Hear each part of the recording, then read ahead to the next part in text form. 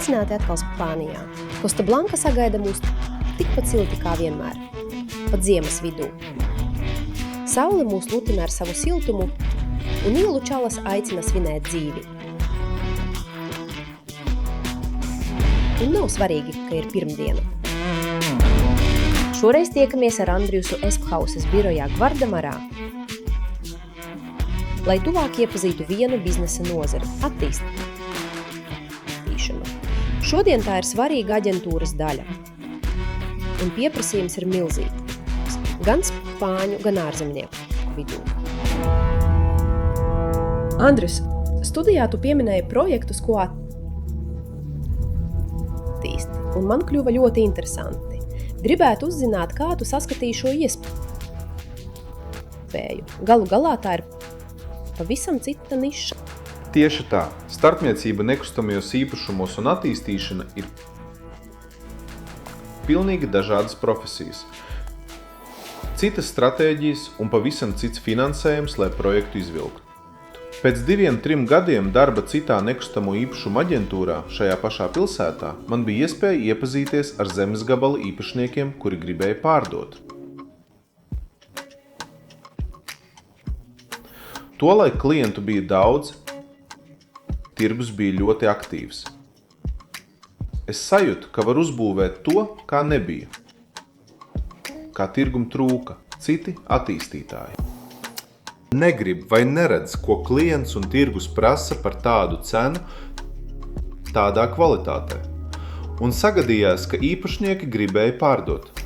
Man bija uzkrājumi, bija jau labi sakari bankās, ar direktoriem, un skaitļi rādīja, ka pirmais projekts ir reāls. Tā bija niša, un pirmais solis bija spērts. Pēc 20 gadiem darām to, ko prasa tirgus. Ko prasa klients, nevis to, ko gribu es. Dodam to, kā trūkst, kas vajadzīgs. Un tu stāstīji, ka projekts bija tiešām iespaidīgs. Tā bija ēka ar vairākiem stāviem. Jā, 11 stāvi. Tas bija pirmais projekts, novests līdz galam. Atļauja, būvniecība un darbu laikā tika pārdoti visi dzīvokļi. Tātad bija laiks otrajam solim. Uztaisījām otro, un tā kā gāja tikpat labi, trešo. Uzcēlām trešo ēku. 3 ēkas, viena pie otras. Katra ar 11 stāviem. Skaistas. Šodien mazliet vecākas, bet pirms 20 gadiem unikālas un modernas. Un par tirgus cenu. Ar klienta gribēto kvalitāti. Un ar skatu uz jūru. Mēs esam pie pašas jūras. Jāizmanto. Un viņš izmantoja. Katra šīs vietas priekšrocība. Jā. Par zināšanām. Tu saki, ka 2 gados savāci tik daudz informācijas, saprati tirgu un mācēji atbildēt. Bet ja būtu jānosauc, kādas spējas ir vajadzīgas, lai attīstītu jaunas ēkas? Daudzi rēķina labāk par mani, bet ne viss ir skaitļi un matemātika. Jāprot runāt, jāprot klausīties, jāprot pārdot. Šajā biznesā jābūt labam pārdevējam, un labs pārdevējs prot klausīties un skaidrot. Mūsu panākumi nāk no katra komandas cilvēka ar klientiem un prot pārdot. Pārdot produktu, uzklausīt klientu. Tas ļāva izvilkt to projektu un visus pārējos. Andris mums stāsta noteikumus, kam seko viņa komanda būvējot Spānijā, un ļauj ieskatīties aizkulisēs biznesā, ko maz kurš pazīst. Saki, Andrius, cik darbinieku strādā pie projektiem, un kā izskatās šīs nišas uzbūve ikdiena? Grūti īsi pateikt, bet aiz tā ir milzīga komanda. Es visu nepaspēju. Ir ekonomisti, kas sēž ar mani, un mēs izejam visu aritmētiku, visus skaitļus, lai iznāktu stabili un rentabli. Vissvarīgākie, manuprāt, ir inženieri, kas katru dienu cīnās ar mūsu būvniekiem, ar elektriķiem un santehnikiem, lai viss būtu labi izdarīts. Tur ir par ko cīnīties. Diezgan, Kā visur. kā visur. Vēl svarīga daļa ir pareizi sastādīt līgumus ar būvniekiem. Uzmanīt, lai būvnieks nekrāpjas, ir grūti, jo katram ir savs bizness un viņš taupa, kur var. Jāstrādā uzmanīgi, jāpazīst viņu, jābūt pieredzēji ar tiem, lai līgumi būtu labi. Vajag labus juristus, ekonomistus, inženierus. Un vissvarīgākais ir nodot ēku to produktu, ko gribēju uzbūvēt. Nesāk ar zemes cenu, būvniecību, nodokļiem un peļņu, lai tad izliktu produktu par to cenu. Svarīgi ir redzēt, ko prasa tirgus, Jā. un šīm zināšanām nav cenas. Arhitekti mums bieži saka,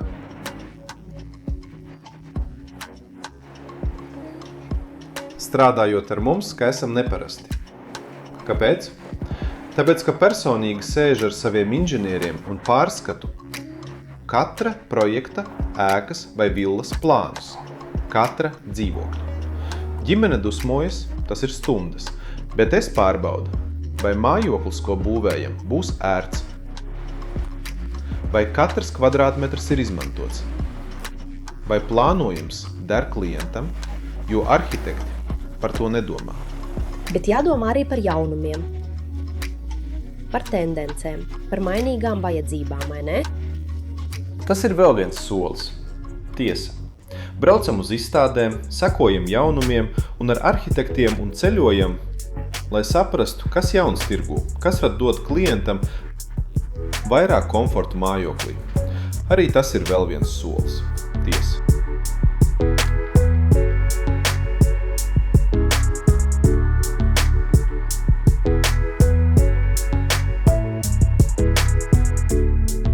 Šis dizains, piemēram, ir 4. fasādai. Arhitekti parādīja pirmo, es pakratīju galvu. Nē. Parādīju otro, es teicu, skaistāk, labāk, tam jāizceļas. Un beigās teicu, mēs esam pie jūras, sasaistiet to ar jūru. Un sasaistīja. Un kas iznāca? Viļņi. Tie ir viļņi. Ēka izskatīsies pēc klintīm. Klintis un viļņi formas jau ir ķieģelī. Tad nāks alumīnija konstrukcijas, nostiprināsim un paliks balts un tīrs uz visiem laikiem, jo tas ir alumīnijs. Oho. Neparasta apdara, dārgāka, bet vienmēr tīra. Viss ir pārdomāts. Katra detaļa. Jā, lai pēc 20 gadiem būtu tikpat skaisti, tikpat kopti, jo es izmantoju savu pieredzi. Pirmās ēkas taisīja kā visi spāņi, ar to apdars materiālu, ko šeit lieto visi. Pēc 20 gadiem jāpārkrāso. Īpašnieki lem, bet tas ir izdevums. Šī nebūs jākrāso nekad. Un uz jumta baseins. Neviena ēka šeit apkārt uz jumta nav ar milzīgu zonu, ar baseinu, mākslīgo zālienu un skatu uz jūru. Tagad uzkāpsim. Labi, ejam. Ļoti gribu redzēt tuvumā. Šī īpašā ēka ceļas tieši blakus Espauzes birojam, galvenajā ielā. 50 metri līdz jūrai pie tīras pludmalas, tas ir kaut kas unikāls. Šo zemes gabalu gaidīju 4 gadus. Kaulējos, pārliecināja īpašniekus pārdot. Tas ilgi stāvēja tukšs. Un tik līdz nolēmu pārdot, priecājos, ka noslēdzu darījumu, jo tik tuvu jūrai, turisma zonā, šajā centrā, neiespējami. Nav palicis neviens.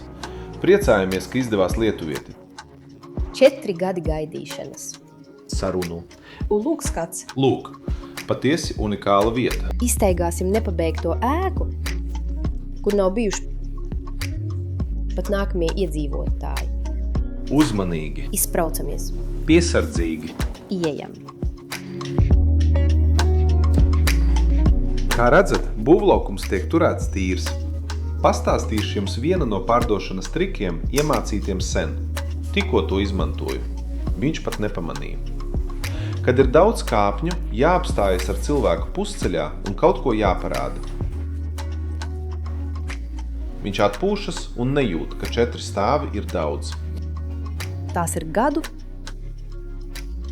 aģenta pērles. Nereizi vien esmu pārdevis dzīvokļus 3. stāvā bez lifta. Kā to pārdot? Ja uzkāp uzreiz, cilvēks ir izsists. Vairs nedomā, sirds daudzās.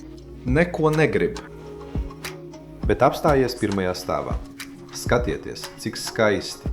Paskatieties šeit. Pauze. Un kas notika? Viņš atpūtās. Viņš atvilka elpu. Ejam tālāk. Un skatieties, šī ir turistu promenāde, galvenā iela. Tā ir kā Laisvēs alēja Kaunijā. Līdzīgi kā Laisvēs alēja. Lūk. Tikai ar palmām koku vietām. Kā teicu, bija grūti. Gadi cīņas un paldies Dievam izdevās. Priecājos, jo šeit es sāku. Gribu atstāt spēcīgu zīmi. Skaistu ēku, lai atcerās.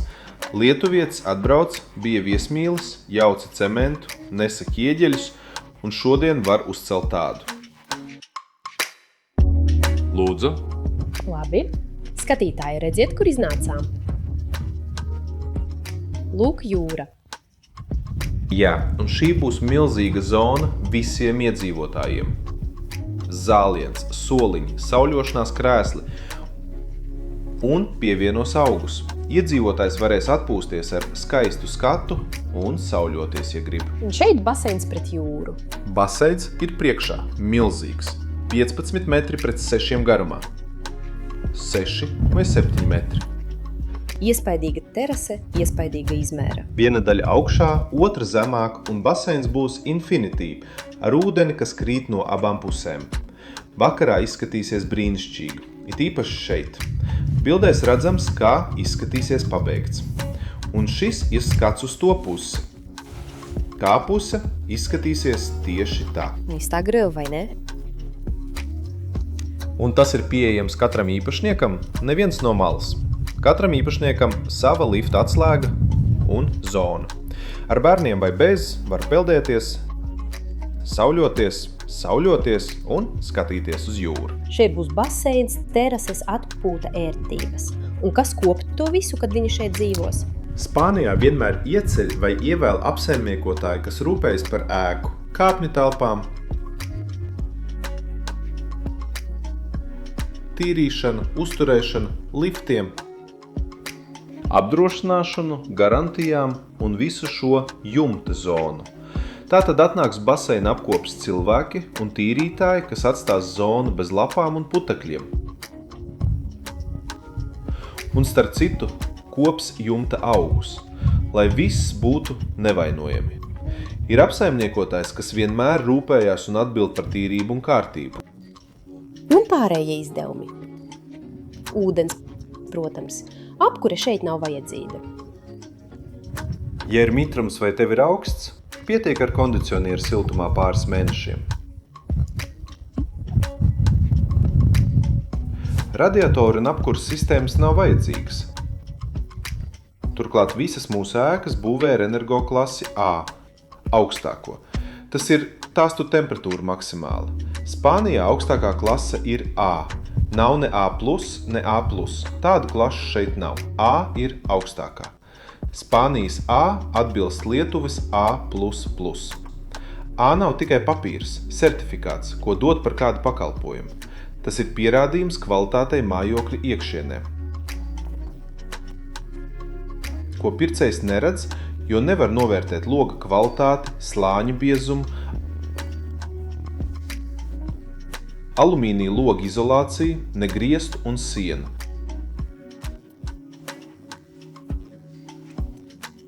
Certifikāts apstiprina, ka tas viss ir, un tikai tad, kad atnāk īpaša inspekcija un pārbauda,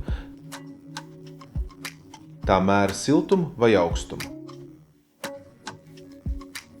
Šeit vajag vairāk dzesēt mājokli nekā sildīt. Šeit Spānijā. Tātad pierāda, ka tiešām ietaupa dzesējot vai sildot mājokli.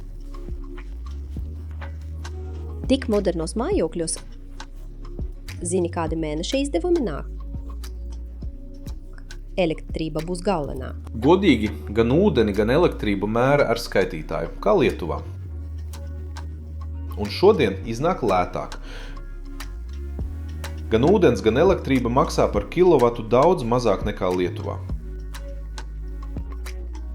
Tad ir apsaimniekošanas izdevumi. Šeit ar 2 liftiem un jumta zonu kopā nepārsniegs 100 eiro mēnesī. Tas sedz apsaimniekotāju, visu uzturēšanu, tīrīšanu, baseinu, dārzus un pārējo. Tātad ne vairāk par 100 eiro mēnesī. Un galvenais – melec no mēneša uz mēnesi. Nē. Šie izdevumi. Aptuveni zini, cik maksāsi katru mēnesi. Jā. Bez pārsteigumiem. Ziema vai vasara. Nē. Un izdevumi uzšaujas. Turklāt reizi gadā ir īpašnieku sapulce. Apsaimniekotājs sasauc visus, un katrs var celt sūdzības un lūgumus. Un izmaiņas izdara. Balso un dara tā, kā grib īpašnieki. Apsaimniekotājs strādā viņiem, un ja neapmierina, var to nomainīt. Demokrāti. Jā. Īsta demokrātija arī šeit. Apakšā mums ir -1 un -2 līmenis. Ir 30 stāvvietas, katra ar savu noliktavu, un tās ir ļoti noderīgas. Atbrauc, izpako, izņem vasaras drēbes, un ko vēl spāņu un citu eiropiešu glabātajās noliktavās. Velosipēdus, lai pārvietotos, vai pludmales krēslus. Tos lieto visvairāk. Velosipēds šajā stūrī. Ideālā vieta. Varbūt pat 3 ietilpst. Vai 2. 2 noteikti ietilpst. Un šeit krēsli. Labi, vietas pietiek. Tu teici, Andris, ka viss ir pārdots. Palikuši 2 dzīvokļi. Kad raidīs, nebūs neviena. Bet parasti pircēji brauc paši, vai viņiem vajag atbraukt. Saka, ka vieta jāsajūt, vai tā tiešām der. Vai tagad gandrīz viss ir video zvanos? Vai pietiek ar aprakstiem, pietiek ar vietas bildēm? Bildes palīdz, apraksti palīdz, bet vienmēr saku, kā tu teici, ka mājoklis jāsajūt. Tāpēc vienmēr lūdzu klientiem. Video zvanu var, protams. Var skatīties daudz bilžu un daudz lasīt. Bet neviena bilde, neviens video, neviens apraksts nenodod attālumu līdz jūrai, ne visu, ko redzi apkārt no spāņu dzīves. Tāpēc vienmēr aicinu atbraukt paskatīties un pastaigāt pa būvlaukumu vai mājokli un redzēt, kādā rajonā dzīvos, jo tu nebūsi tikai iekšā. Tiesā, es nesēdēšu dzīvoklī. Šeit dzīvo ārā vairāk nekā iekšā. Salīdzinot ar Lietuvu, viss mainās radikāli. Vairāk laika ārā. Tātad apkārtne ir svarīga. Kamēr filmējam, ir decembris. Gaidam Ziemassvētkus. Skatieties, kāda aina. Cilvēks spēlē volejbolu, daži jau bez krekla, šortos, mierīgi staigā pa pludmali. Ir pat kiosks ar dzērieniem. Īsāk sakot, ir noskaņa. Visi bauda vasaru, ziemas vidū.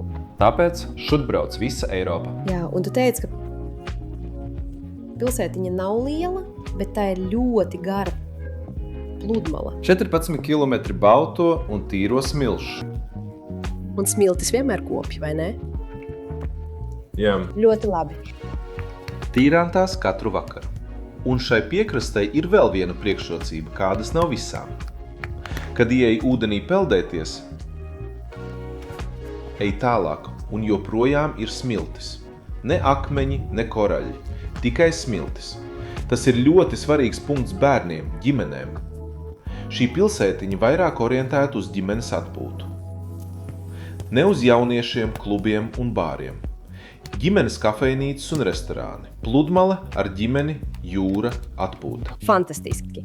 Atgulsimies uz kādu no tiem krēsliem. Vai sportosim. Ceļā uz nākamo pilsētiņu, kur Andrus komanda pabeidz jau gatavu ēku, apstājāmies apskatīt viņa pirmos projektus. Andrus, esam tur, kur sākās tava karjera kā attīstītājam. Ko nozīmē tev būt šeit šodien? Vispirms, lielas un skaistas atmiņas no tā laika, kad bija jauns. Un priecājos, ka stāv.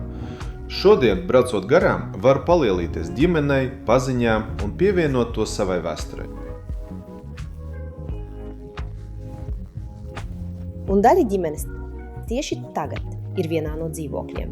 Jā, atvaļinājumā bauda dzīvokli, unikālo vietu, skatu uz jūru un šo priežu mežu pretī. Šis priežmežs arī ir īpašs, jo nav viegli atrast Alicantē Costa Blankā tik daudz zaļuma, tik daudz vispār. Jā, zaļums un kāpas, kas līdzinās tām Nidā, Lietuvā. Unikāls, ar lielu vēsturi. Kāpas apstādīja ar priedēm pēc karaļa pavēles, un šodien tās ir aizsargātas un koptas vietējiem par prieku. Un tagad ieejam ēkā, kas domāta vairāk vietējiem, dzīvojamā rajonā, kur savu vietu atraduši arī citi eiropieši. Pabeidzam detaļas, šonedēļ nobeigsim. Lifts viss. Lai izskatītos pabeigtāk, atvedīs vēl lūku un puķu kastes. Visu. Grili nāks šonedēļ. Iedzīvotājiem, lai varētu cept. Un taisām bērna rotaļlaukumus. Cik dzīvokļu kopā? 61. Un visi jau pārdoti? Sen, 1,5 gadu. Pārdevās ļoti labi. Tātad esam dzīvojamā rajonā. Jā. Un šeit dzīvo visu gadu, Pastāvīgi. lai dzīvotu. Ne atvaļinājumam. Tie galvenokārt ir spāņi vai ir arī ārzemnieki? 80% nopirka spāņi, bet pārējos 20% citi eiropieši. Mani tas pārsteidza. Negaidīju, bet atbrauc un nopirka. Kas? Vācieši. Un kas visvairāk pārliecināja ārzemniekus? Zinu droši. Dzīvokļu izmērs kvadrātmetri. Un cena lēta blakus kvadrātmetra cenai jebkuram kurorta mājoklim. Un kādas cenas? Minimālā cena bija 200 000 eiro ar platību 110 kvadrātmetri. Tas ir mazāk par 2000 eiro par metru pilnībā, ar koplietošanas zonām un baseinu uz jumta. Un patiesībā nodeva pilnībā gatava. Parādīšu, ko nozīmē pilnībā gatavs, kā mēs nododam šos mājokļus. Šeit, kā teicu, gaiteņi. Gaiteņi ar dzīvokļu sienām. Un tos beržē un tīra visu līdz nevainojamībai. Pamēģināsim uzkāpt uz jumta. Ak, skatieties! Skaisti gaiši. Šeit liks soliņus un galdus, tādu atpūtas zonu. Lūk, Cik daudz vietas? Un baseins jau ir. tas mazais ir, lai bērni pluncītos. Cik skaisti. Zinām, ka ir daudz jaunu ģimeņu. To baseinu nevar salīdzināt ar šo. Šeit tu esi virs visiem, skaties uz visiem, un tevi neviens. Jā. Tur būvēs un būs ēna. Šeit nekad nebūs ēnas. Saule visu dienu. Siltāks baseins un vairāk stundu saules. Šeit redzami kalni un jūra tur. Jā, un jūra redzama. Nu kāda dzīve tā būtu, vai ne? Ko sakāt lietuvieši? Laba? Kā visos projektos, meklējam izdarīt labāk. Šeit analizējām ēkas augstumu un sasniedzām maksimumu, ko atļauj pašvaldība. Tas nozīmē vairāk ieguldījumu konstrukcijā. Bet domāju, tas padara to par īpašu projektu ilgtermiņā.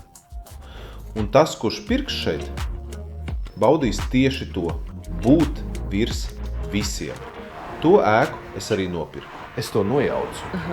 Šeit arī būs ēka līdzīga šai. Tā nav mana, tā ir cita. Bet šo es nopirku, nojaucu. Janvārī sāku nojaukšanu. Šeit viss aug kā sēnes. Šajā gabalā no 45 dzīvokļiem palikuši 10 pārdošanā.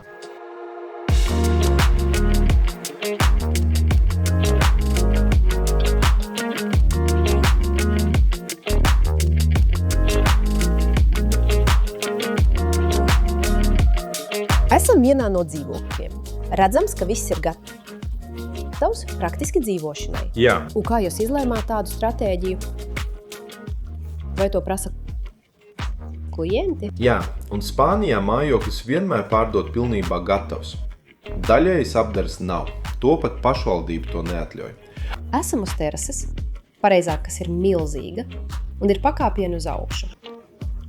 Augšā vēl terase. Vēl viena, Arī augšā terase. bet neredz nevienu iekārtu, kas karātos uz terasēm vai balkoniem. Nē, visi kondicionieri ir augšā, uz jumta. Netraucē kaimiņam un nav redzami. Tas ir komforts. Meklējam risinājums, lai klientam būtu labi, dzīvotu mierīgi un atpūstos. Ienāciet, apskatīsimies. Pilnībā pabeigt. Šeit virtuve, pat leduskapis. Trauku mašīna, Un vēl viena. veļas mašīna. Viss uzstādīts, dodam gatavu. Aha, tātad veļa ir atsevišķi. Jā. Pati sava telpa. Lai netrokšņo un netraucē. Varam iet vienā no guļamistabām ar savu vannas istabu. Duša ar stikla sienu jau uzstādīta. Un skapji arī Pats skapis. gatavs ievākšanai. Jā. Šeit vēl viens kopīgs starp viesistabu un šo guļamistabu. Skapjis. Vēl. Mašs. Un istaba. Ienāciet. Šeit ietilpst 2 gultas. Bez mēbelēm istabas šķiet mazākas. Ar mēbelēm šķiet lielākas. Ietilpst viss, kas vajadzīgs. Jā. Pārdomāt. Viss izrēķināts. Tagad ejam uz standarta mājokli ar mazu terasi un lielu iekšējo daļu. Ak, Dievs. Mazliet cits mājoklis. Šis ir plašs. Šis tiešām ir plašs. Un kāda cena ir šim mājoklim? Šis maksāja Maksāju. tieši 300 000, bet tie ir 130 kvadrātmetri. Tā ir vesela māja. 3 guļamistabas plus viesistaba. Tie logi dod lielu efektu. Klients lūdza guļamistabu, un mēs uztaisījām 4 guļamistabas un viesistaba milzīga. Šeit nāk pusdienu galds. Jā. Un šeit televizors, dīvāni. Un viesistaba paliek diezgan liela. Oho, iespaidīgi.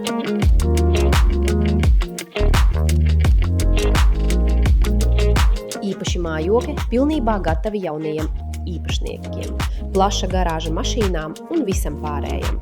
Andris atkal uzsvēra, ka viņam vissvarīgākais ir radīt mājokļus, kas būtu ne tikai funkcionāli un ērti, kas sektu visas vajadzības, bet izceltos no apkārtnes ar savu dizainu. Algu profesionālus arhitektus, kas projektē visu ēku, bet kad rāda pirmo projektu, ja tas nepatīk un redzi, ka trūkst kaut kā, nav ekskluzivitātes, ne rakstura, prasi vairāk. Un jo vairāk spied, jo skaistāk iznāk. Negribu, lai mūsu ēka būtu kā visas pārējās, vēl viena no kaudzes.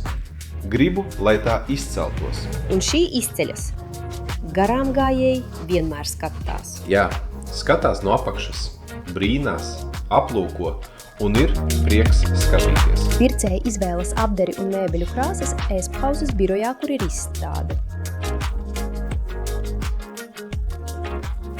Apskatiet, pirms būvniecības klients saka, ko grib, pierakstām un izdarām. Viss, kas šeit rādīts un vairāk izstādē, ir cenā iekļauts. Pa šīm izmaiņām cenu neaiztiekam, un klients pielāgo mājokli savai gaumei. Pēc ēku apskates kāpjam mašīnā un dodamies uz Spāņu Manhetenu, tā saukto Benidormu, apskatīt Andrijas luksusa villas. Tātad 3. epizodē Nekustamie īpašumi Spānijā turplānā redzēsiet visus brīnumus, ko tur nofilmējām. Daži, starp citu, jau ir pieejami lietuviešu makam. Uz drīzu tikšanos! Adios!